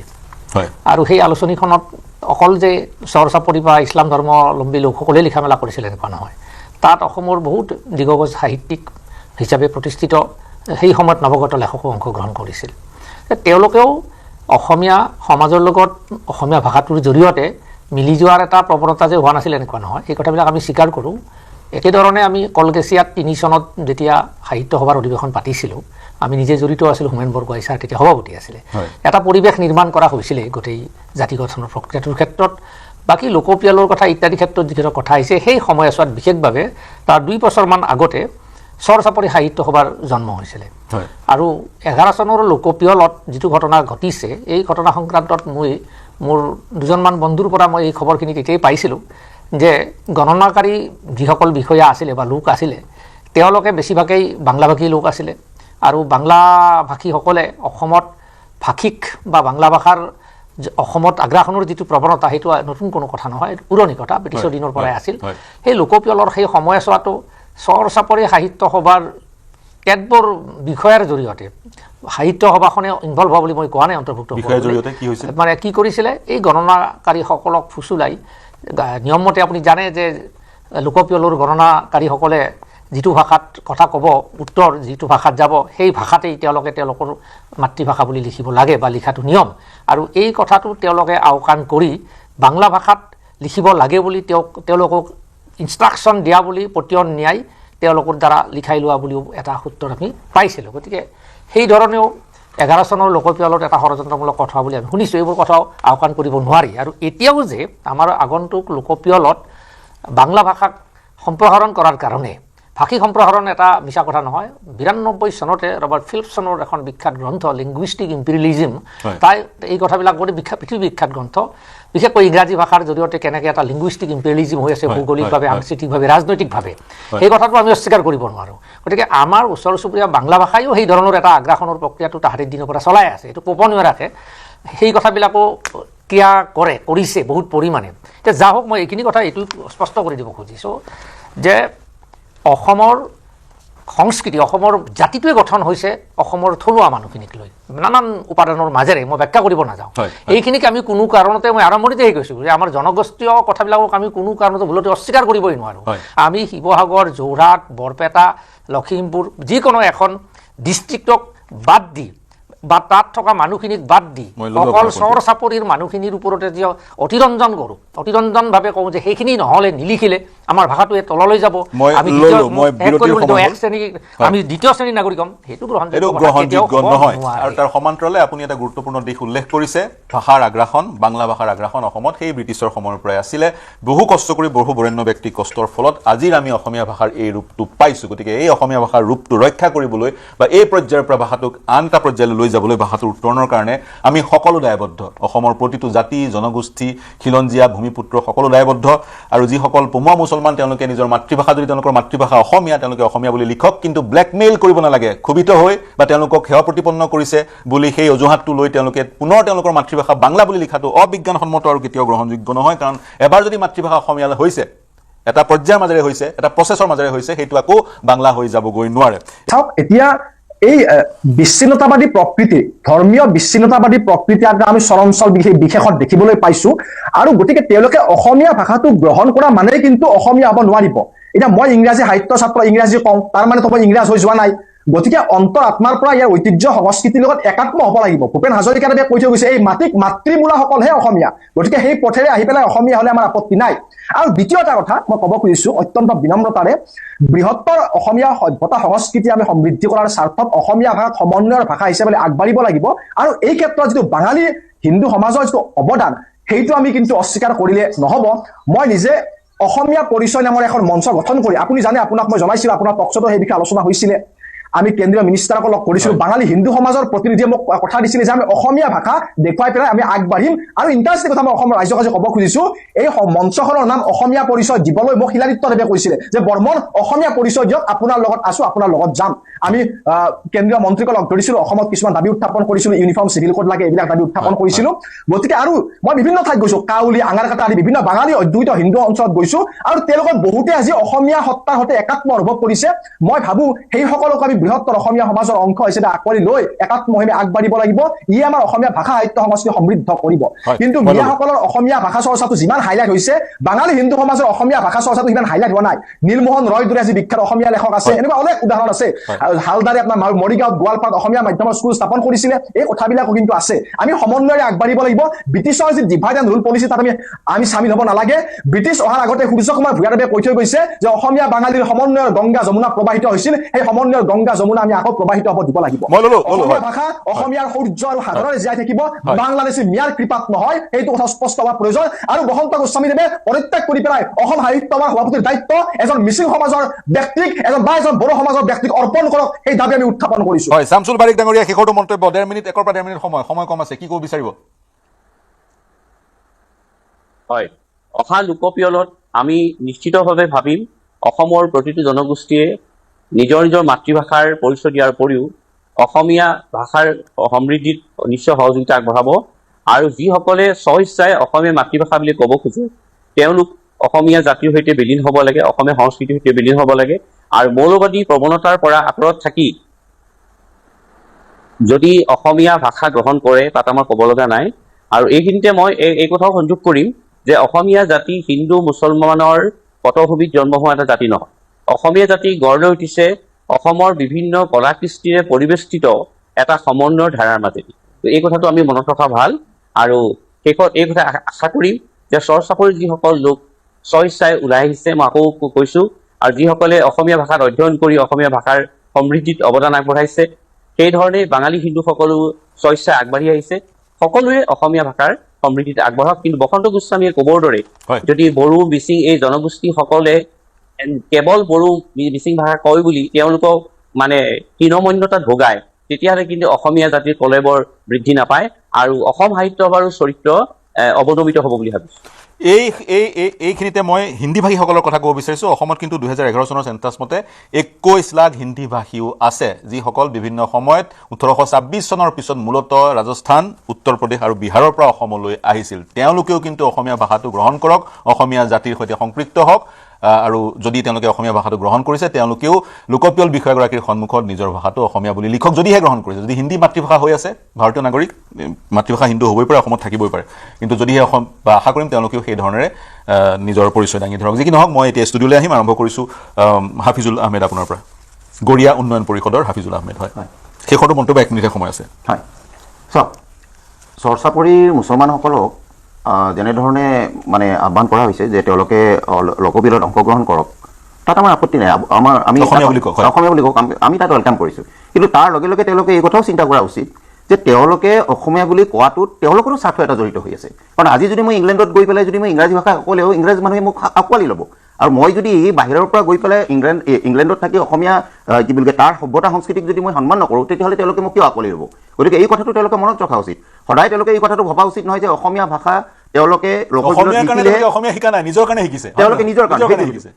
কাৰণে শিকিছে আৰু তেওঁলোকে অসমীয়া ভাষা শিকাৰ লগতে এইখিনিও মই তেওঁলোকক অনুৰোধ জনাইছোঁ যে অসমীয়া ভাষা কোৱা যিসকল লোক অৰিজিনেলি যিসকল লোক তেওঁলোককো আপোন কৰি লোৱাৰ কাৰণে তেওঁলোকে চেষ্টা কৰক কেৱল অসমীয়া ভাষাটো শিকিলেই তেওঁলোকে নহ'ব আৰু এইখিনিতে আৰু এটা কথা কওঁ যিটো সাধাৰণতে ভয় কৰা হৈ থাকে যে বোলে অসমীয়া ভাষাটোৰ কিবা সংকট নামি আহিব বুলি কিন্তু আমাৰ মাননীয় মুখ্যমন্ত্ৰী ডক্টৰ হিমন্ত বিশ্ব শৰ্মাৰ নেতৃত্বত এই যে অসমীয়া ভাষা যি ধ্ৰুপদী ভাষা হিচাপে যিটো স্বীকৃতি হোৱাৰ পিছত মই ভাবোঁ যে এই লৈ পেলাই আৰু যে কিবা ভয় কৰিবলগীয়া কথা আছে কিছুমান লেজিসলেটিভ প্ৰটেকশ্যন থাকিব ভাষা আইন আছে ইত্যাদি ইত্যাদি আছে কিন্তু ভাষাটো কোৱা লোকৰ সংখ্যা যদি কমি যায় ভাষাটোৰ কাৰণে কিন্তু চিন্তনীয় এটা বিষয় আজিৰ তাৰিখত বাংলা ভাষা কোৱা লোকৰ সংখ্যা 30 কোটি পশ্চিমবংগ বাংলাদেশ ত্ৰিপুৰা ইংলেণ্ড আমেৰিকাকে ধৰি 30 কোটি আমাৰ অসমীয়া ভাষা কোৱাৰ লোকৰ সংখ্যা 2011 চনৰ চেন্সাছৰ মতে 1.5 কোটি যে সেই ভাষাটো কোৱাৰ মানুহৰ সংখ্যা বৃদ্ধি পালে ভাষাটোৰ কাৰণে ভাল হয় এই ধৰণে মই জগদীশ পাটগিৰি ডাঙৰীয়া আপোনাৰ ওচৰলৈ আহিছোঁ আচল কথা সেইটোৱেই মূল আমাৰ কথাটো হৈছে আজি অসমীয়া ভাষাৰ যিটো সম্প্ৰসাৰণ সেইটো বহুত পৰিমাণে কমি আহিছে কি কাৰণত কমি আহিছে আমাৰ শিক্ষানুষ্ঠানসমূহ মূলতঃ বুনিয়াদী লেভেলৰ পৰা একেবাৰে বিশ্ববিদ্যালয়ৰ পৰ্যায়লৈকে অসমীয়া ভাষাৰ প্ৰয়োগটো একেবাৰে সীমিত হৈ পৰিছে হাতে ঘাটে বজাৰে স্কুলে পাহাৰে সকলোতে অসমীয়া ভাষাৰ ব্যৱহাৰটো প্ৰয়োগ হ'ব লাগিছিলে সেই অনুপাতে হোৱা নাই গতিকে ভাষাই যিটো আমাৰ ভাষিক জাতীয়তাবাদ আমাৰ বিভিন্ন জনগোষ্ঠীৰ মাজত আমাৰ নিজৰ ভিতৰত থকা বিভিন্ন আঁচনিৰ জৰিয়তে ট্ৰান্সলেশ্যনৰ যিবিলাক অনুবাদমূলক আঁচনি এইবিলাক আমি ল'ব লাগিব আমাৰ স্কুল কলেজত ল'ৰা ছোৱালীক বাধ্যতামূলকভাৱে আমি CBSE হওক বা অন্য পাঠ্যক্ৰম হওক কৰিছে কিন্তু সেইবিলাক আমি আঁকোৱালি ল'ব লাগিব আৰু আমি গাৰ্জেনবিলাকে সজাগ হ'ব লাগিব হয় মই প্ৰদ্যুম্ন মূল সমস্যাখিনিত আমাৰ সেইখিনিত মোৰ কথা বেলেগ একো কথা নাই এই বিষয়টো নাই এই বিষয়টোত আমি যি কথা কৈয়ে আছোঁ কিন্তু এই বিষয়টো তাতকৈ গুৰুত্বপূৰ্ণ কথা হৈছে গৰীয়া লোকসকলে দেশী লোকসকলে কি মন্তব্য দিছে আজিৰ শ্ব'টোতে তেখেতলোকৰ মন্তব্যৰ পৰা এটা কথা স্পষ্ট হ'ল যে বিষয়টোক লৈ আচলতে অসমৰ মুছলমান সমাজে কি বিচাৰে সেইটোৱে গুৰুত্বপূৰ্ণ কথা আৰু মই এটাই আশা কৰিম যে হিন্দু মুছলমান শিখ জৈন আদি সকলোৰে সম্প্ৰীতিৰ অসমখনক অসম হৈ থাকিবলৈ দিয়ে কিয় ব্লেকমেইলিঙৰ কথাবিলাকক নানিব আৰু ভাষাক লৈ কেতিয়াও অন্তৰে এইবিলাক কথা আৰু অসম সাহিত্য সভাৰ এটা অনুষ্ঠানৰ এই ক্ষেত্ৰত বেছি সচেতন হোৱাটো মই ল'লো গুৰুত্বপূৰ্ণ বুলি হয় মই আপোনাৰ পইণ্টটো জ্ঞানেন্দ্ৰ বৰ্মন ক্ষমা বিচাৰিছোঁ মোৰ সময় একেবাৰে কম অনুষ্ঠান কি কৈছে হয় কওক কৈ যাওক সমাপ্ত কৰক মানে চব এই যোৱাবেলি লিংগুইষ্টিক ষ্টেটাছত যোৱাবেলি দেখা গৈছিলে যে বুজৰ সংখ্যক লোকে আৰবী ভাষাক মাতৃভাষা বুলি দেখুৱাইছে মই আহ্বান জনাম অসমৰ মুছলমান সমাজক যে এনেকুৱা কথাবিলাক যদি কেতিয়াও প্ৰশ্ৰয় নিদিয়ে আপোনালোকে কেতিয়াও আৰবৰ পৰা অহা নাই গতিকে অসমীয়া মাতৃভাষা বুলি আঁকোৱালি লৈ পেলাই ইয়াৰ বায়ু পানী মাতৃতে একাত্ম মই ল'লো হয় তেনে উদাহৰণো আছে গতিকে মই অনুষ্ঠান সামৰিব লাগিব গতিকে লোকপ্ৰিয়লত অসমীয়া ভাষা কোৱা লোকৰ সংখ্যা কিমান আহে সেয়া লক্ষণীয় হ'ব এই চিন্তাৰ সমলেৰে অনুষ্ঠান সামৰিছোঁ মোৰ সৈতে সংযুক্ত হোৱাৰ কাৰণে ডক্টৰ জগদীশ শেষ হৈ নাযায় তাৰ বাবেহে আন্দোলন আৰু সংগ্ৰাম কৰিছোঁ এয়া মাথো বড়োসকলৰ জাতি হিচাপে জীয়াই থকাৰ সংগ্ৰাম এতিয়া কওক আপোনালোকে বাঘ বা গড়ক চৰকাৰে কিয় ৰক্ষণাবেক্ষণা দিছে কিয় নিৰাপত্তা দিছে কিয় চেংচুৱাৰী খুলি ৰক্ষণাবেক্ষণা দিছে কাৰণ ৰক্ষণাবেক্ষণা নিদিলেই গড় বা বাঘ পৃথিৱীৰ বুকুৰ পৰা শেষ হৈ যাব গতিকে শেষ হৈ যোৱাৰ পথত থকা বড়োসকলক অতি সোনকালে ৰক্ষণাবেক্ষণা দিব লাগে বড়োসকলক ধ্বংসৰ পৰা ৰক্ষা কৰিব লাগে বহুতে কয় বড়োসকলৰ বুৰঞ্জী নাই ইতিহাস নাই সেইকাৰণে বড়োলেণ্ড দাবীৰ কোনো ভিত্তি নাই এই কথা এতিয়া আমাৰ যি চিফ গেষ্ট তেখেতে সুন্দৰভাৱে বুজাই গ'ল হয় বহুতে কয় বড়োসকলৰ বুৰঞ্জী নাই ইতিহাস নাই সেইকাৰণে বড়োলেণ্ড দাবীৰ কোনো ভিত্তি নাই বড়োসকলৰ বুৰঞ্জী বা ইতিহাস আছেনে নাই আজি মই যুক্তি দাঙি ধৰিবলৈ বিচৰা নাই বড়োসকলৰ ইতিহাস আছেনে নাই ক'বলৈ মই বিচৰা নাই মাথো ক'বলৈ বিচাৰিছোঁ এটা জাতি হিচাপে যিখিনি টকাৰ প্ৰয়োজন সেইটো কিন্তু বড়োসকলৰ আছে আমাৰ আছে আমালোকৰ আছে আমাৰ নিজৰ ভাষা সংস্কৃতি আজিলৈকে জীয়াই আছে তাত কোনো সন্দেহ নাই যে আমিয়েই বড়োসকলেই এই মাটিৰ প্ৰথম বাসিন্দা আছিল এই মাটিৰ প্ৰথম সন্তান আছিল গতিকে জাতি হিচাপে জীয়াই থকাৰ আমাৰ অধিকাৰ আছে মানুহ হিচাপে জীয়াই থকাৰ আমাৰ অধিকাৰ আছে ইতিহাস থাকিলেও বুৰঞ্জী থাকিলেও সংগ্ৰাম নকৰিলে একো নাপায় না আমাৰ বুৰঞ্জী থাকিব পাৰে বা ইতিহাস থাকিব পাৰে কিন্তু সংগ্ৰাম নকৰিলে একো নাপায় আক্ৰাছৰ সভাপতি বিশ্বজিৎ ৰায়ে ডাঙৰকৈ কৈ থাকে যে বড়োসকলৰ ইতিহাস নাই বুৰঞ্জী নাই সেয়েহে বড়োসকলে বড়োলেণ্ড পোৱাৰ যোগ্য নাই কোনো ভিত্তি নাই কিন্তু দেখোন বুৰঞ্জী থকা ইতিহাস থকা বিশ্বজিৎ ৰায়ে দেখোন এতিয়ালৈকে ট্ৰাইবেল ষ্টেটাছো পোৱা নাই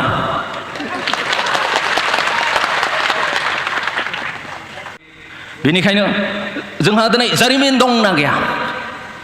बेखौ लानानै सानबाय थानायनि सम गैया जोंहा राव हारिमु दं राव हारिमुखौ लानानै जोंनि सिनायथिखौ लानानै बुहुमनि बिखायाव हारि बायदियै गावनि हायाव गावनि सिमानि गेजेराव थांनानै थानो मोन्थाय दं बेनिखायनो जों नांनांगोन जुजिनांगोन सन्मानीय अतिथि आरो श्रद्धेय rise when there is absence of reciprocity there is ground for suspicion য'ত খালি দিবই খোজে কিন্তু কেতিয়াও ল'ব নোখোজে বা দিয়া আৰু লোৱা নাই তাত সন্দেহ থাকিবই সন্দেহ কৰিবই খালি যদি ময়ে দিব খোজোঁ আপোনাৰ পৰা মই একো ল'ব নোখোজোঁ তেতিয়াহ'লে আপুনি মোৰ ওপৰত সন্দেহ কৰিবই গতিকে যিবিলাকে নিজকে ডাঙৰ মানুহ বুলি ভাবে ডাঙৰ জাতি বুলি ভাবে আৰু উন্নত জাতি বুলি ভাবে তেখেতসকলে খালি দিলেই নহ'ব, ল'বলৈও শিকিব লাগিব। নহ'লে আপোনালোকৰ ওচৰত কোন যাব? কোনে যাব? আপোনালোকৰ লগত থাকিব কোনে? কোনেও নাথাকিব, মোৰ সন্দেহ। কাৰণ উন্নত জাতি বুলি, ডাঙৰ মানুহ বুলি, জ্ঞানী মানুহ বুলি খালি আমালোকক দিব খোজে। অসমীয়া ভাষা নক'লে আমাক অসমীয়া নহয় বুলি ক'ব, আমাক বেয়া পাব। কিন্তু কিমান অসমীয়াই আজি বড়ো ভাষা কৈছে? নকয়। গতিকে খালি দিব বিচাৰিলে নহ'ব, খালি দিব বিচাৰিলে নহ'ব, ল'বও লাগিব। যদি 80% असमिया एबा बर'फ्रानो थांनानै थानायनि खोथाखौ साननो गोनां जादोंब्ला, गिनो गोनां जादोंब्ला, जों बिथांमोना बुंनाय बायदि 20%नि बर'फ्रा मानोथो साननो गोनां आरो गिनो गोनां जाया। जोंनि सुबुं अनजिमाया 80% बा मेजरिटि मोनब्ला जोंहा नांनांगौ गैयामोन। जों मेजरिटि मोनब्ला जोंहा नांनांगौ आरो जुजिनांगौ गैलियामोन। जोंनो गावनो सरकार दानो हागौमोन आरो नांगौ बायदियै थांनानै थानो राहा लामा खालामना लानो हागौमोन। बुंमोन दिनै बर'फोरनि सुबुं अनजिमाया मात्र 20%सो होनना बुंदों। नाथाय दिनै बर'फ्रा गावनि हायावनो माबायदि 20% जाखो? निश्चय जिखिनि समाव ट्राइबेल बेल्ट एन्ड ब्लक सोरजिदोंमोन बेखिनि समाव बैफोर जायगायाव बर' एबा ट्राइबेलफोरनि सुबुं अनजिमाया गोबांसिनमोन एबा जों मेजरिटिमोन। जायनि थाखायनो आसाम सरकार आरो बै समनि गिबि मन्त्रि गपिनाथ बरदलैया बर' एबा ट्राइबेलफोरनि थाखाय ट्राइबेल बेल्ट आरो ब्लकफोरखौ 1948 मायथाइयाव सोरजिनानै होदोंमोन। अब्ला दिनै माबायदियै बर' एबा ट्राइबेलफोरनि सुबुं अनजिमाया 20%ल' जाखो? दिनै माबायदि बर' एबा ट्राइबेलफोरनि सुबुं अनजिमाया 20%ल' जाखो? तार बाबे दायी कोन? Who is responsible for it? जों जेन दा 20%निफ्राय 15% जाया, 15%निफ्राय जेन 10% जाया, 10%निफ्राय जेन जों 5% जाया, 5%निफ्राय जेन जों लाथिख' जाया, बेनि थाखायनो जों दिनै साननो गोनां जादों, नांनो गोनां जादों। जों डाइनासर आरो दद दाउफोर बायदि बे बुहुमनि बिखानिफ्राय जोबस्रांनो लुबैयाखै। जोंखौबो सोरजिगिरि इसोरानो सोरजिदों। बेनिखायनो जोंहाबो गुबुनफोर बायदिनो थांनानै थानायनि मोन्थाय दं। 20% एबा मेजरिटिनि खोथा गैया। हारि बायदियै थांनानै थानायनि जुजिनाय आरो दावहाया जुगामि जानांगोन। सिबिजाथाव आलासि आरो गेदेमा रायजो राजा नोंथांमोन, बाथ्रायाव बुंनाय दं दि सासे मानसिया गोग्लैयोब्ला सिखांना दम थाया, बियो थाबायलाङो, दावबायलाङो। बेनिखायनो जौथाय बोसोर गोग्लैसोना थानायनिफ्राय जोंबो सिखांनानै दम थायालाब्लानो सिगांजों आरो जोंनि थांखिजों जों दावगालांनांगोन। There is a saying that if a man is fallen, he should not only stand up, but also move forward. We have been fallen for centuries. So now it is time not only to stand up, but also to move forward towards our destination. नुजाथि फैनाय गेदेमा आलासि आरो रायजो राजा नोंथांमोन, जों मोनसे थांखियावनो थायोब्ला, सिमां मोनसेखौनो नुयोब्ला, मोनसे हारि होननानै सानोब्ला आरो गासैबो सैथोआव थायोब्ला आरो फोथायोब्ला जोंखौ बे बुहुमाव रावबो बोखावनो हानाय नङा। जोंखौ रावबो बे बुहुमाव फेजेननो हानाय नङा। जों जागोन देरहासार। As long as we profess one faith, one nation, and one principle, and one dream, no force on earth can divide us. No force can defeat us. गेदेमा आलासि आरो रायजो राजा नोंथांमोन, we know that dialogue is the highest form of fighting or war. जों मिथियो जे जि सावरायनाय बिनो बयनिसायबो गोजौ थाखोनि नांनाय जुजिनाय एबा दावहा बुजा बुजि खालामनो एबा गोरोबथालायनो सावरायनाया बयनिख्रुइबो देरसिन जुजिनाय नांनाय होनना जों मिन्थियो बर'फ्रा बेखौ थांनाय 50 बोसोराव मोनदांबोदों खनफ्रोमबो सोरखारजों सावरायनो थांनायाव बर'फ्रा जेनदों थगायजादों बेनिखायनो जों सांग्रां जानांगोन जोबथा आरो जौसिन मेलेम आरो गियान गोलो बाहायना दावगालांनांगोन थांनाय 24 जुनाव आं नोंथांमोननि अननाय बरायनाय अनसायनाय सिबिनाय आरो हेफाजाब आरो मददखौ नुनानै सोमोनांदोंमोन गोमोदोंमोन थेवब्लाबो आं सानदोंमोन बेखौ गोख्रैयैनो बावलांनो हागोन होनना नाथाय दिनैसिम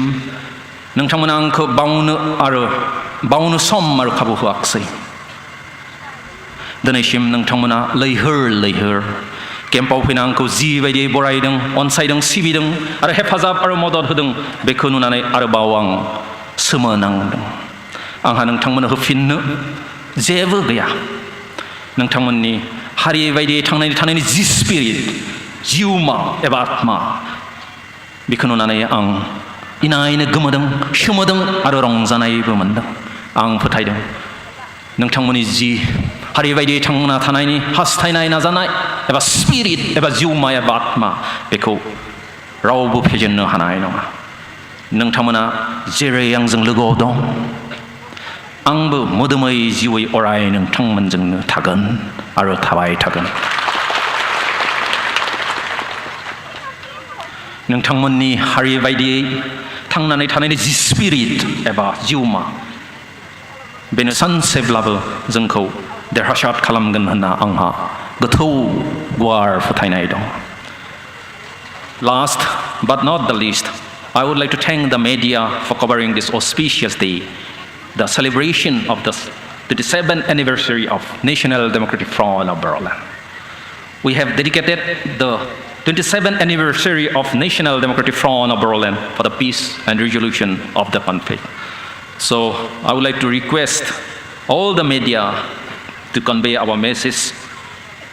our theme to the people and to the government of India. जोबथारनायाव जाय रायजो राजाफ्रा लैहोर फैना गोबां दुखु दाहा लाना दिनैनि बे 27थि गायसन सानखौ खुंनाय आरो फालिनायाव जाफुंहोबाय बेनि थाखाय गोसो गोरबोनिफ्राय साबायखर बावहरबाय एनडिएफबिनि गासै मावथि आरो एक्स एनडिएफबिफोरनिसिमबो गोबां दुखु दाहा लानानै दिनैनि बे मेलखौ जाफुंहोनायनि थाखाय गोसो गोरबोनिफ्राय गोबां साबायखर बावहरबाय जोबथारनायाव जायफोर मेथाइ खनगिरिफोरा फैनानै आरो मैसा फैनानै बे जोंनि मेलखौ मेहेर गोनां खालामबाय जोंखौ गोजोन होबाय बिथांमोननिसिमबो साबायखर बावहरबाय जोबथारनायाव आरोबाव गासै आलासिफोरनिसिम आरो बेयाव नुजाफैनाय गासैबो रायजो राजानिसिम अननाय गाहाम हामग्लायनाय आरो साबायखर बावहरनानै आं आंनि बिबुंथिखौ एसेयावनो फोजोबबाय गोजोन्थों एनडिएफबि जिउ लावथों जांख्रिथायारि जिउ लावथों हारि बायदि थांना थानायनि जि बर'नि सिमां बे सिमाङा जाफुंथों खुलुमबाय गोजोन्थों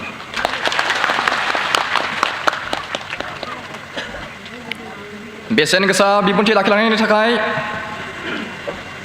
मानाव गेदेर नेशनेल डेम'क्रेटिक फ्रन्ट अफ बर'लेण्डनि आफादगिरिनिसिम रोजा रोजा साबायखर बावहरनाय थाबाय